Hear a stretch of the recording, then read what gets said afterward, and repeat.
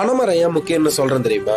குருத்து சீவி கல் எடுப்போம், சுண்ணாம்பு தடவி பதனி எடுப்போம், பதனியை காய்ச்சி கருப்பட்டி எடுப்போம், கருப்பட்டியை நொறுக்கி நாட்டு சர்க்கரை எடுப்போம், காஞ்ச வாழையை வச்சு கூரை கட்டுவோம், வேலி கட்டுவோம், பச்சை வாழையை வச்சு விசிறி மட்டை செய்வோம், பச்சை மொளையை பதப்படுத்தி ஓலைச்சுவடி செய்வோம், பச்சை மட்டையை வச்சு கார்த்தி சுத்துவோம், காஞ்ச கூக்கான வச்சு கார்த்தி கட்டுவோம், காஞ்ச மட்டையை வச்சு விறகரிப்போம், கோடை காலம் வந்தா நொங்கு திம்போம், முத்தன நொங்க பனம்பழத்துக்கு விட்டுருவோம், விழுந்த பனம்பழத்தை சுட்டு சாப்பிடுவோம், மீந்த பனம்பழத்தை கிழங்குக்கு போடுவோம், தோண்டன கிழங்கு அவிச்சு சாப்பிடுவோம், அடுக்கண கிழங்குல கொட்டையை உடைச்சு சாப்பிடுவோம், நீந்த கிழங்கு அடுத்த தலைமுறைக்கு ஒரு பனங்கண்ண நட்டுட்டு போயிட்டே இருப்போம். விழுந்த மரத்தை தலவாளத்துல பொலந்து கட்டுவோம், எழுந்த மரத்தை விளக்கேத்தி கும்பிடுவோம், வளர்ந்த மரத்தை தாய் தெய்வமா வணங்குற கூட்டண்டாயினாங்க. படகு கூட பனைமரத்திலேயே செஞ்சவங்கடா நாங்க. சேர மன்னர் குடிச்சின்னமா பனைமரம் தான் இருந்திருக்கு. பனம் பூவை பல மன்னர்கள் தன்னுடைய கழுத்துல மாலையா போட்டு வந்திருக்காங்க. இதெல்லாம் தாண்டி கடும் வறட்சியை தங்கி தானும் வாழ்ந்து தன் மக்களையும் வாழ வைக்கிற தமிழனுடைய தலைமரம். அது மட்டும் இல்லாம பல கோயில்களுக்கு இன்னமும் பனைமரம் தான் தலைமரமா இருக்கு. இவ்வளவு தாண்டி பனையபுரம், பனஞ்சேரி, பனந்தோப்பு இது போல